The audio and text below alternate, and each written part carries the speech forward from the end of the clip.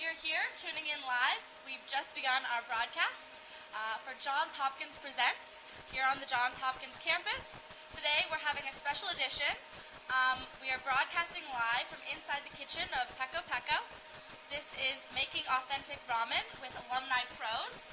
I have the alumni here with me. This is David Forster and Andrew Towson. How are you guys doing today? Good. Yeah? Okay.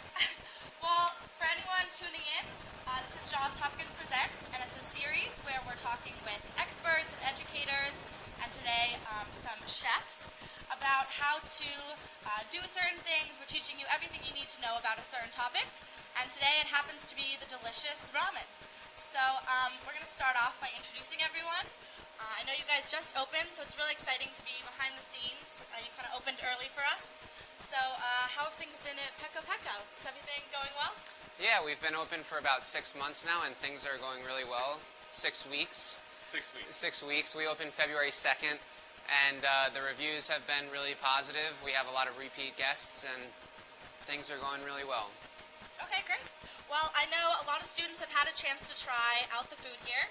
I personally haven't, so this is really exciting for me to finally step in and try ramen for the first time. So everyone will be learning alongside me as we go. What we'll be doing today, if you're tuning in with Johns Hopkins Presents, is we'll be talking about, David and Andrew, your path to come here and sort of start a business so early. When did you graduate? 2014? Okay, so really recently. Yeah, 2 years ago. Yeah.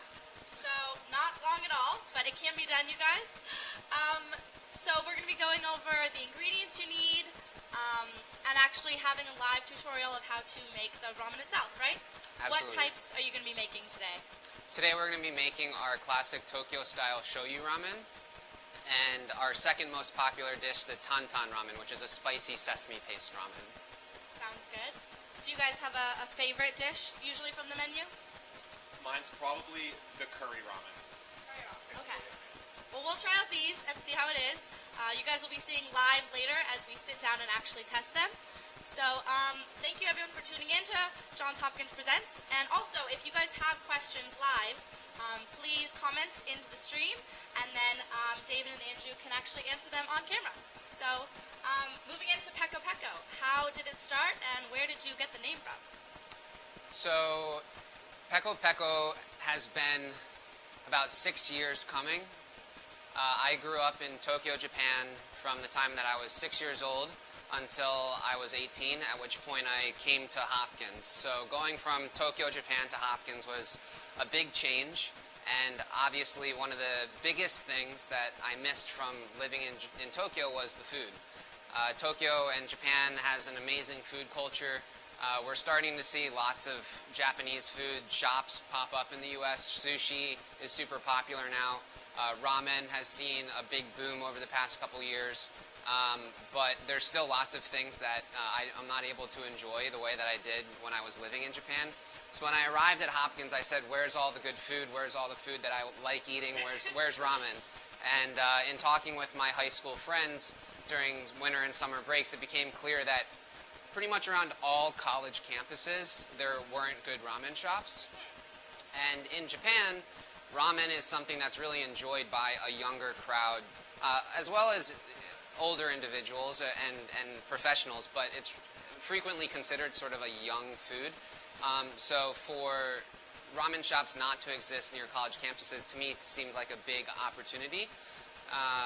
And so after graduating, I decided to move to New York and work in a number of ramen restaurants there before coming back to Johns Hopkins. I always wanted to open up here, having been a student here, knowing the area. I felt like this would be a great story and a great place for the first PekoPeko Ramen. The name PekoPeko, PekoPeko is one word in a collection of words or expressions in Japanese that are sort of fun to say and are repetitive. So a couple of them are shiko shiko or shua shua or shaki shaki, boko boko, koto koto. And they all sort of are like onomatopoeias, but express all sorts of things from sounds to textures of food. And PekoPeko means or is used when you have a hungry, growling stomach. So if you're PekoPeko for ramen, then you want to eat ramen. You're hungry for ramen. That's great. I really like that. So I know you guys were roommates, is that correct? How did you sort of get involved in this project also, Andrew? Yeah, so we met our freshman year, and we were roommates our junior and senior year at Hopkins. And then after graduation, I moved out to LA. I worked in the film industry for 2 years. And at that point, I sort of needed a break, and I wanted to try something new. So I took some time off, and when I was ready to get back to work, I was talking to David, and he said that he needed some help with the ramen shop, and it sounded like a really fun adventure. I've always really liked food. My brother is a chef, so food's always been a big part of our family. And so yeah, it just seemed like a fun adventure. Yeah, no, it seems like you guys have done such a great job. All the students I've heard have loved it. I know you also do special hours, is that right? It's kind of more college-oriented. You guys are open from what time? From 5 p.m. to midnight. One thing that I felt was important was engaging sort of a later night crowd. Ramen in Japan, most ramen shops in Japan are open well past midnight, getting commuters off the last train. And we hope to open later in the future. For right now, there's no other restaurants open in Charles Village past 10 o'clock, so we're really excited to be able to cater to that crowd as well. Yeah, that seems like a great opportunity. And I've also heard it's BYOB. Is this true? It is true, yes, it is BYOB. The A rumors are small true, everyone. disclaimer on that: we are pursuing a liquor license, but which may never happen. But until we do procure a liquor license, we are BYOB. No hard alcohol, please. For now, it's still a great place to stop by as a college student. So Absolutely. That's always great that you guys have that option. So I wanted to ask about the menu itself. Why did you add certain things, and sort of what sets apart the PekoPeko menu from maybe other ramen shops people have visited? So first, sort of just talking about the menu in general, I wanted to make a simple menu. Ramen is becoming more popular, but is still something that's fairly foreign to most Americans, I think. So I wanted to limit the number of options, limit the number of choices, so that when you walk in and you're looking at something that's unfamiliar, at least there aren't 100 unfamiliar options. There's just a few, so it's easier and more approachable. As far as what sets us apart, one big thing is that our broth is exclusively made from chicken bones as opposed to pork bones. There's two schools of ramen, pork and chicken, and maybe a third of other. And most ramen shops in the U.S. right now use pork broth, and ours is chicken broth. So that's one big thing that definitely is different from other ramen restaurants. Okay, great. And kind of going back to what you said about being in New York and working under some sort of top chefs there, is that something you learned, or what was your experience working with, such, Sure. outstanding professionals? Sure. So after graduating, I moved to New York and got a job at Momofuku Noodle Bar, which is considered to be one of the first really popular ramen restaurants. It's owned by David Chang, who now has many restaurants. One of the most successful restaurateurs of the past, 10, 15 years. And that restaurant has about 70 seats, 60, 70 seats, and on a busy Friday, Saturday, they do about 900 covers, or can do 900 covers. So that's just an absolute machine. How many are you guys doing? Do you know? A night? About 200. About 200. Okay. Maybe just for maybe reference. more on a. There's a question. We have a question, I think, from the audience. What was your favorite ramen shop? My favorite ramen shop in Tokyo. That's challenging. There are so many, and depending on what style of ramen you're talking about, I have different favorites. If I could just go to one, it would probably be a restaurant called Afuri, which is coincidentally owned by the brother of the chef with whom I worked in New York. They have a really great chicken style ramen and a really great yuzu ramen, which is a type of Japanese citrus. I also like Ichiran, which has recently opened a branch in Manhattan. I would say the one in Japan is better, but Ichiran in New York is doing well. And another restaurant that does a miso style, Ichiran is pork broth. A third place that I really like that does a burnt miso is called Gogyo. And I believe they have 2 locations, one of which is in Nishiazabu. Great. Obviously you have a huge wealth of knowledge when it comes to ramen, so these are the guys to talk to if you want to know about it. Thank you so much for the live question. Again, if anyone has more as we go through the broadcast, we'll be taking them and answering them. We are doing a special broadcast from the kitchen of PekoPeko. If you're just tuning in, this is Johns Hopkins Presents, and we're doing a live series talking with alumni pros about their restaurant and the ramen that they make. So, thank you so much for telling us all about the menu and everything you guys have been working on here. It sounds like the opening's gone really well. I think we might want to move into actually showing the ingredients and maybe moving back into the kitchen and showing how you guys actually do what you do. Does that sound good? Sure. Okay, cool. So if you're with us, we're going to go ahead and actually go into the back kitchen. Is that something we can do? Absolutely. All right, great. So just follow me. So this is behind the scenes. We've cleaned up a little bit for the video, but Okay. we wanted to show you how we boil our stock. Our stock is very, very simple. It's all about just sourcing the right ingredients and incorporating them in the right proportions. So we have 3 ingredients, or 4 ingredients if you include water, in our stock. We have chicken carcasses, ginger, and a third ingredient which some may be familiar with, some may not, which is called kombu. It's this Japanese kelp that it can arrive, or you can purchase it in all sorts of styles and shapes. It's essentially a seaweed. Ours comes in long sheets like this. The white residue is minerals and salt from the ocean. We wash that off before adding it into the soup. But what kombu is, it's for any chef out there, you really should start getting familiar with kombu. If you know what MSG is, or umami flavor, kombu is the highest naturally occurring source of MSG. So what that means is when you use kombu, your things taste better. It's pretty much as simple as that. There's not that much flavor per se as you might think about it, but it's more of a experience or taste sensation. By using kombu, you make your food taste more full. Many people think that umami flavor, or by using MSG, you incorporate a more meaty flavor. It's what makes Parmesan cheese or tomatoes so amazing. Make your mouth feel so full when eating those things. And umami it's sort of this mysterious flavor that was discovered, right? Wasn't it by a Japanese scientist? Exactly. It was discovered, or I guess the name was coined by a Japanese professor who was intent on making sure that, because a lot of Japanese ingredients are very, very high in MSG or in glutamate. And so things like kombu, katsuobushi, which is a dried fish flake, miso, soy sauce, a lot of these fermented ingredients are very, very high in umami flavor.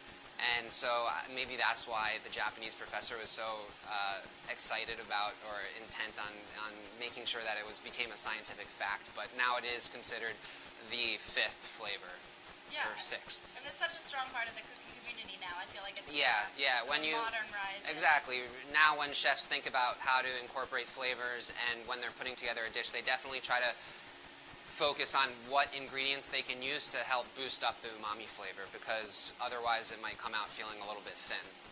Great. Well, we're here. We're obviously looking at this huge pot of making your broth. What do you guys put into it, and how long does that kind of sit there and boil? Sure. So we use 100-quart stock pots, aluminum.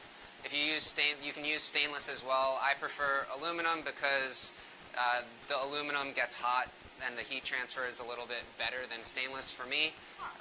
We use ginger, chicken carcasses, and kombu, and water. So very simple, but again, just a matter of sourcing the right ingredients and using them in the right proportions.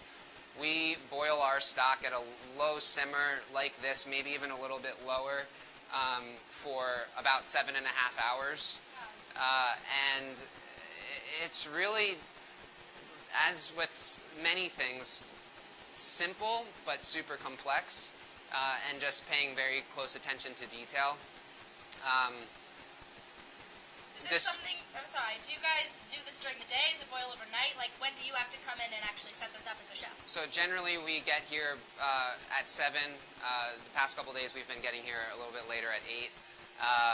But you got the hang of things now. Yeah, exactly. Thank you. But we either do one pot or 2 pots a day. When we open for lunch, we'll probably have to increase our production.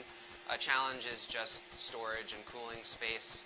And yeah, I mean, it looks good and it smells great. Thank you. I know you guys can't see from here, but nothing like grandmother's chicken stock. Exactly.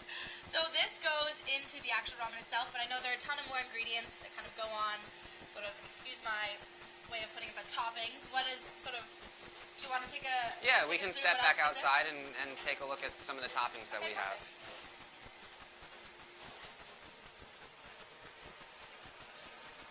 So we're back in this kitchen for everyone just tuning in.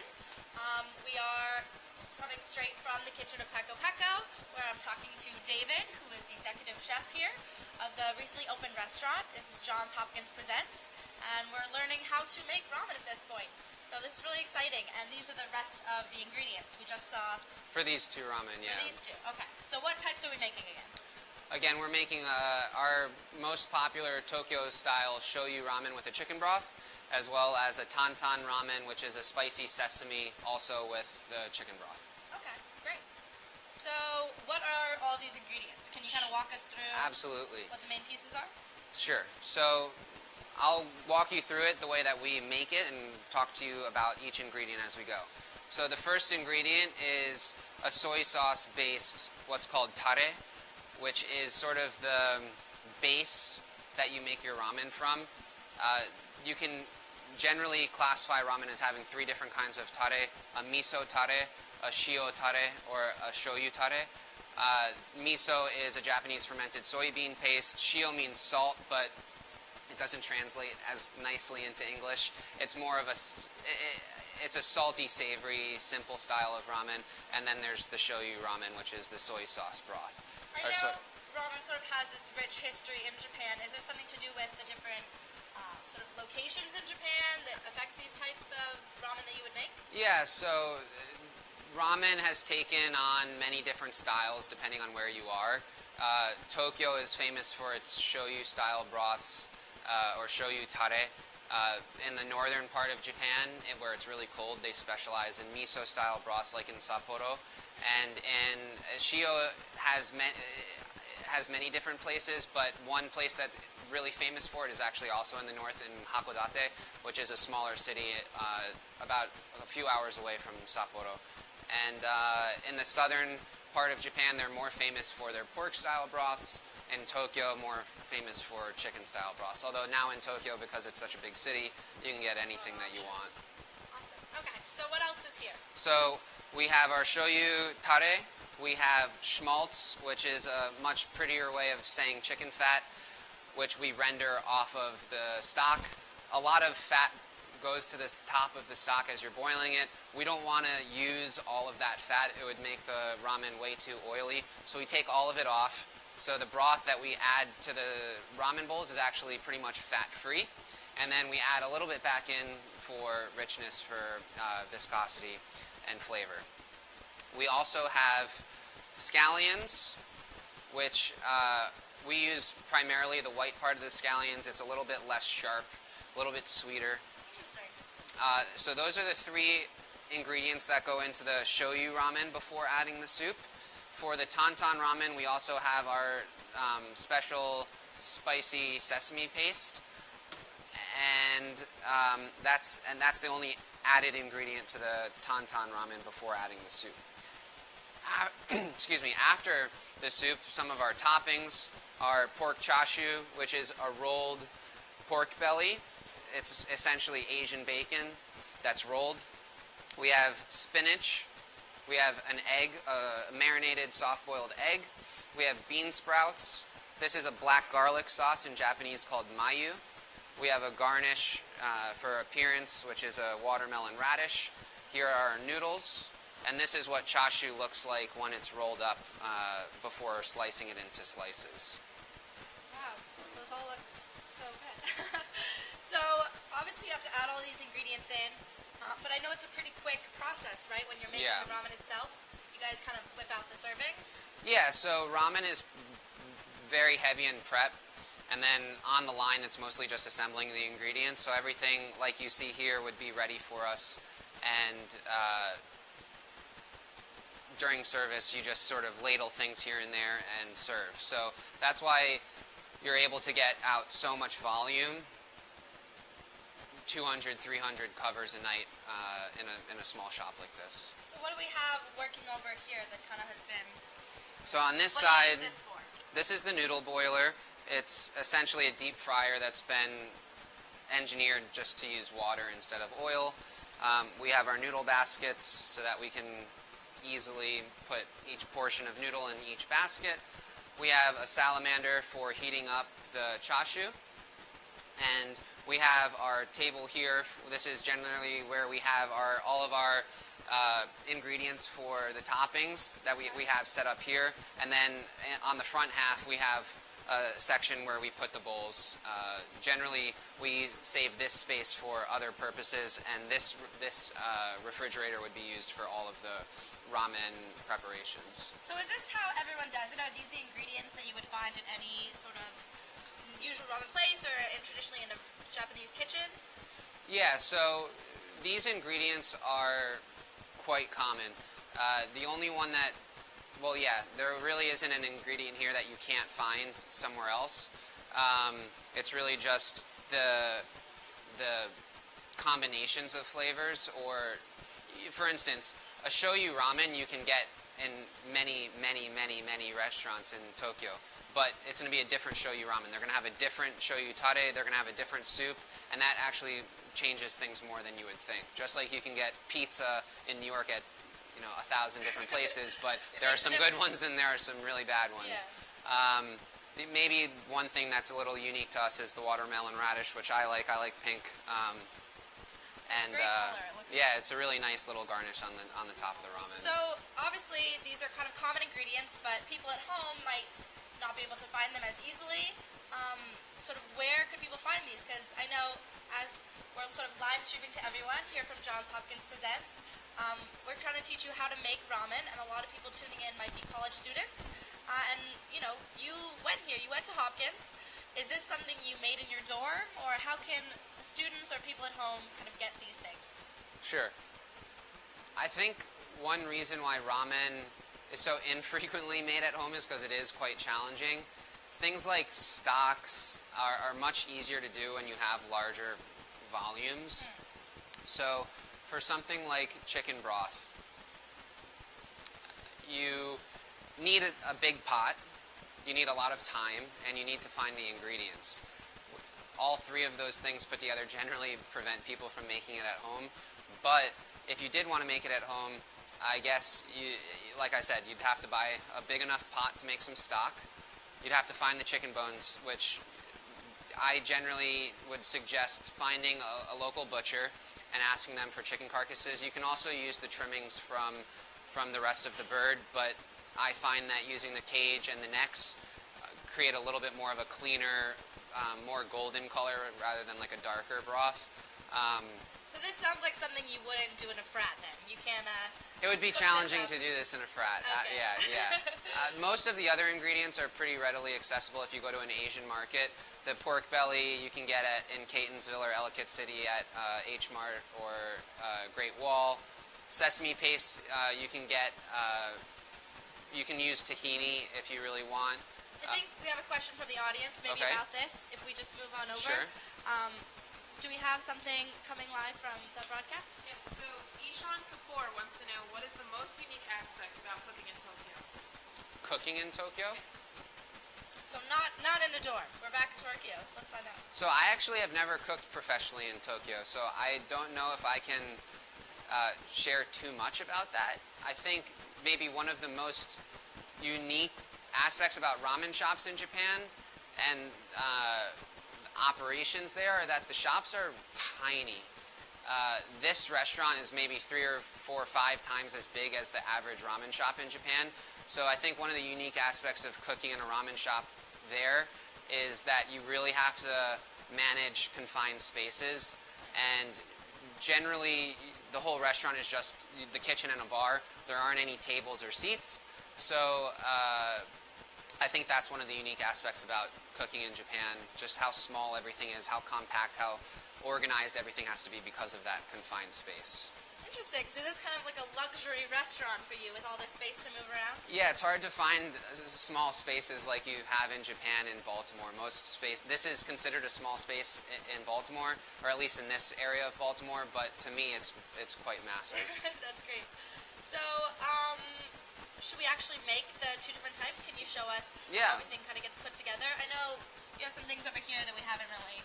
Yeah, so this is just a small amount of our chicken stock, and then this is some beef that goes on top of the tantan ramen, but we'll jump into there in a little bit. The first steps would be to get our seasonings in. So for the shoyu ramen, we want to take a ladle of the shoyu tare, a little bit of the schmaltz, which is the Yiddish word for chicken fat. A lot prettier than to just say fat, though. A scoop of scallions, and that's it for this bowl before the broth. Wow, so that doesn't seem like very much at all in there. No, I mean... It doesn't take much, that's the flavor. It doesn't take many ingredients. Okay. A lot of... Making a good shoyu tare is pretty complicated. Yeah. It's pretty much concentrated soy sauce, but there's a lot of places where you can go wrong, and balancing everything is more challenging. Okay, and then for the tantan ramen, we put a little bit less of the shoyu tare because there's such a strong sesame flavor. Again, we do a scoop of the schmaltz. We do a scoop of the scallions. And then we do 1 ice cream scoop of the spicy sesame paste. All of that goes in there. It makes it quite thick, quite rich, but delicious. And then we mash it about a little bit to help it incorporate. I don't know about the viewers, but I'm already getting hungry, so this is really cool to see live. And after mixing it and getting it incorporated so that it emulsifies easier into the soup, we can bring it over to the broth side. So now we're going to take our noodles and we'll drop our noodles in. Generally, we'll do the noodle boiler only has 6 baskets, so that's the most ramen that we can cook at one time. You want to stir the noodles so that the noodles don't stick to each other. And then you play a little bit of the waiting game while the noodles cook. While the noodles cook, we're going to take a ladle of the chicken stock for each ramen.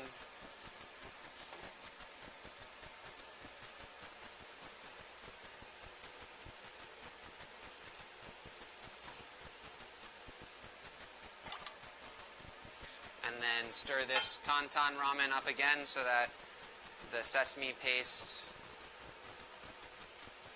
gets mixed in. You get this nice creamy white color.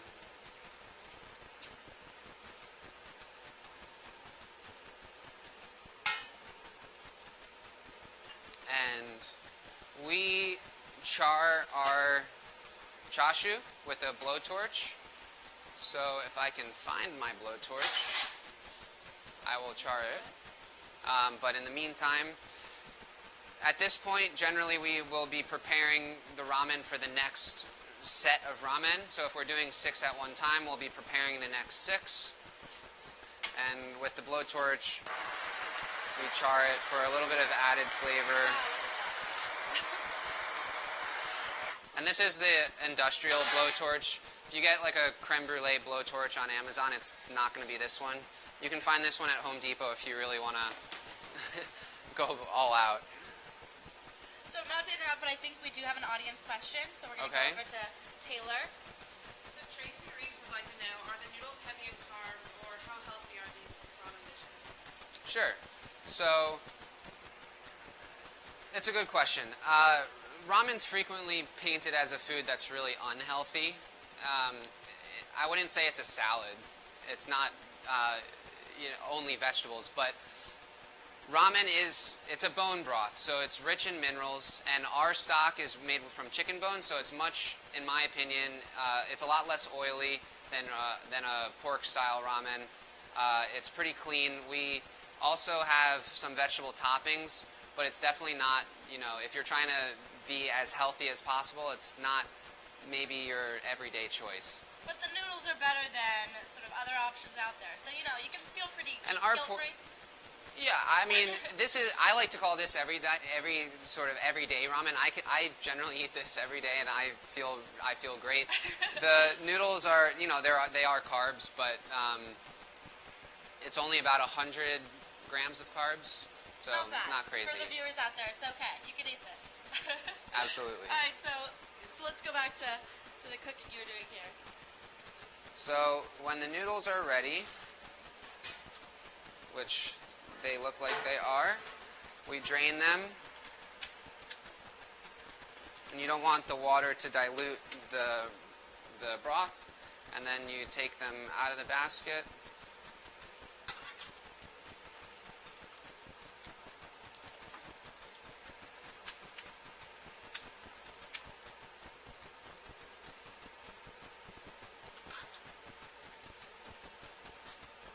And then now is time for toppings.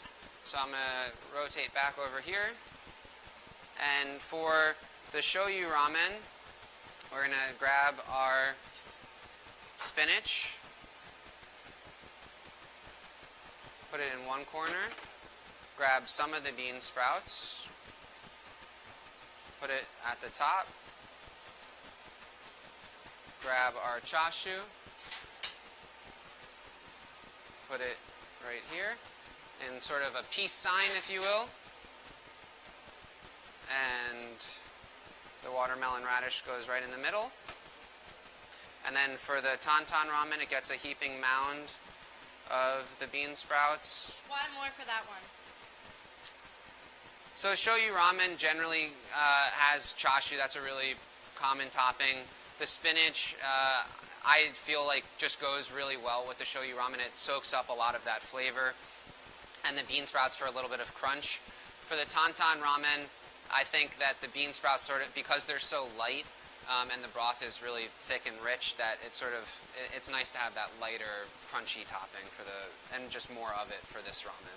Great. And as someone who doesn't know much about ramen, what's so particular about the placing of the different ingredients on top, and sort of why you separate them out? A big part of it is just appearance. It looks nicer if it's separated into these three sections for the shoyu ramen than if you just sort of dumped them all on top of each other. In this day and age where everyone's taking photos and then uploading them to Instagram or Yelp or Facebook, you sort of need to make sure that your food looks good, so that when it arrives at the table, all of the photos that arrive online represent your food accurately. And so I think a lot comes down to just presentation. Great. And then we're going to take a scoop of beef for the tantan ramen.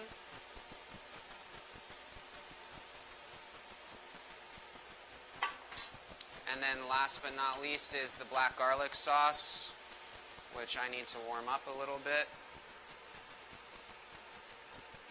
And the black garlic sauce is just made from garlic until you sort of burn it in oil, and then you blend it all together, and it creates this really rich. Oh, the heating up just makes it a little bit more liquid. Okay, cool. We drizzle this along the outside.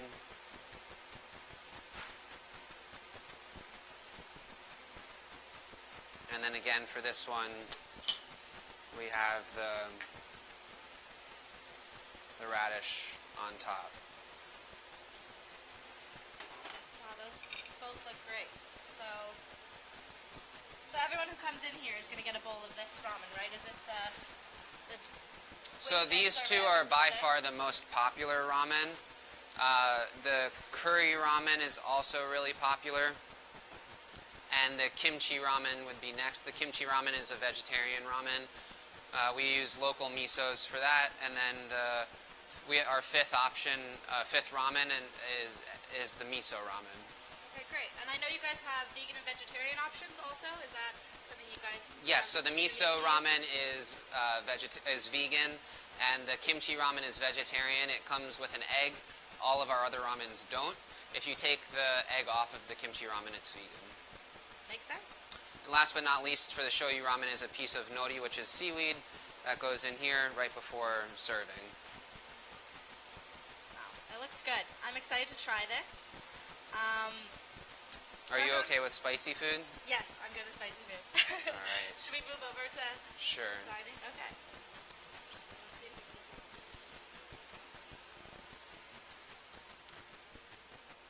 So, I know you guys mentioned this egg.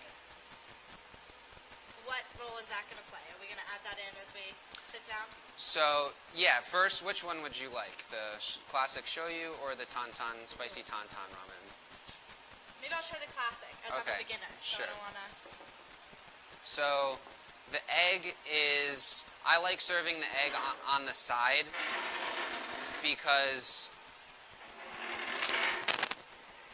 the ramen is very hot, and so when you put an egg into the ramen, it can start to sort of dissolve and turn the broth into flavoring or tasting more eggy, especially for the shoyu ramen, which is a very light, delicate broth. That egg flavor to me is sort of a negative feature. But something thicker like the tantan, you could definitely add it straight in. But at the end of the day, it's up to you. I generally eat it on the side, maybe put it into the ramen a little bit, maybe halfway through eating. Some people get it and just dunk it right in. But totally up to you. Okay. All right, you're going to have to talk me through this one because I don't know what I'm doing. Okay. So, hopefully. Also, what are these drinks? I know Andrew has really kindly left us some drinks out. These are unique to you guys, right? Yeah, we have two drinks here. These are our house-made drinks, a yuzu ginger and a matcha maple syrup and almond milk drink. Oh, wow. Okay. But getting back to the ramen. Yes. What's important here? So, spoon in the left hand, chopsticks in your right hand, and you want to go sort of back and forth between ramen or between soup and noodles. So, we frequently, for people who haven't eaten ramen before, we'll frequently see people sort of drink all of the broth and then eat the noodles or vice versa. But then you sort of cut yourself short because part of the fun is eating them at the same time. Sometimes I'll see people create small little universes of ramen in the spoon, a little bit of noodles, a little bit of vegetables, a little bit of broth, and then eat it in one bite. Is that wrong, or is that an allowed technique? It's totally great. It might be a little bit of a slower way of eating ramen, but I mean, that's sort of, you sort of want a little bit of everything in each bite, right? So it's a great way to do that. Culturally, is there sort of something frowned upon about the way, is there something you're doing not... what we're doing right now, which is waiting. Adults? What? No, the biggest faux pas in eating ramen is waiting. Okay. Generally, as soon as the bowl hits the table, you're eating. Oh, gosh. In Japan, the average eating time from getting into the restaurant to leaving is about 15 minutes. So, yeah, the Japanese people eat it really quickly. Part of the reason why you slurp is to cool down the noodles. When it's so hot, if you just sort of ate the noodles, it might burn your mouth. But part of the reason why slurping has become such a phenomenon is because as you slurp the noodles up, it helps cool the noodles off. In addition, it also sort of aerates the noodles, or it uses your olfactory sense to eat. So just like you aerate wine, by slurping you sort of also engage those olfactory senses, and you can taste the ramen a little bit better. So there, Mom, that's a little tip. If I'm slurping at home, I'm just trying to use my olfactory senses, obviously.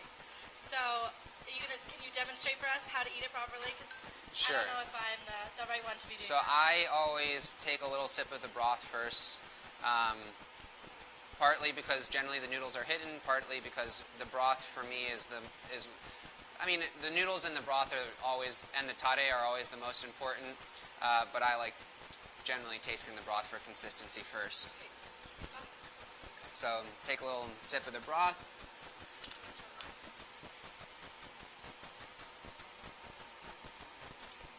It's good. I've only had pho before. What's the difference between the taste of pho and the ramen we're having now? So pho is generally made with beef bones, and the noodles are not wheat noodles. A lot of times, frequently they're rice noodles, or at least different kinds of noodles. One thing that separates ramen noodles from other noodles is the alkalinity. You use an ingredient called kansui to make them ramen noodles. Okay, great. For anyone tuning in, we are here at PekoPeko, and we're trying this ramen, which looks so good. We've had a great time talking with everyone, so I know I don't want to keep you from eating too much, but can I try this drink really fast? Absolutely. Okay. Dig in. What's this one going to be like? So that one's creamy. It's made with almond milk, and it has some matcha, some Chinese 5-spice, Good. and maple syrup. All right. So how many, you said you eat this every day. Do you ever I eat some form of ramen every day. Do you ever get sick of it? No, not really. No, I mean, it would be a bad industry to be in. It wouldn't be good if I got sick of ramen. I've only been open 6 weeks. If I was sick of it, it'd be a bad place for me to be. Too soon. Okay. Well, you guys have opened this restaurant, I feel like, so quickly. I mean, it's only been a couple years since you graduated. What was it? When did you graduate? In 2014. 2014. Okay.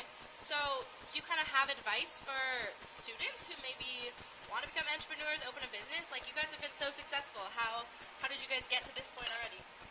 I got super lucky, to be entirely honest, and I sort of just focused in on ramen. I knew that that's what I wanted to do, so after graduating, I sort of tunnel focused on ramen and worked at ramen shops, opened two ramen shops in New York, and just focused on that because that's what I knew what I wanted to do. I guess if you're trying to be entrepreneurial, you really just need to focus on identifying what your concept is and being able to articulate that as best as you can. Because if you don't have an identity, then not only will you not be able to get funding, but once you begin that venture, you're not going to actually be able to bring that to fruition because that identity isn't so strong, so solid. Well, you guys have definitely managed it because I'm smelling it right now. It smells so good. I don't want to keep us from eating anymore, but I just want to thank everyone who's been able to tune in to this live broadcast. This has been Johns Hopkins Presents, making authentic ramen with alumni pros. And Andrew, I know you're coming in from the back here. We have another dish coming in. One last thing to show you all. We have a new dish coming to our menu. I don't know if David, you want to explain it a little more?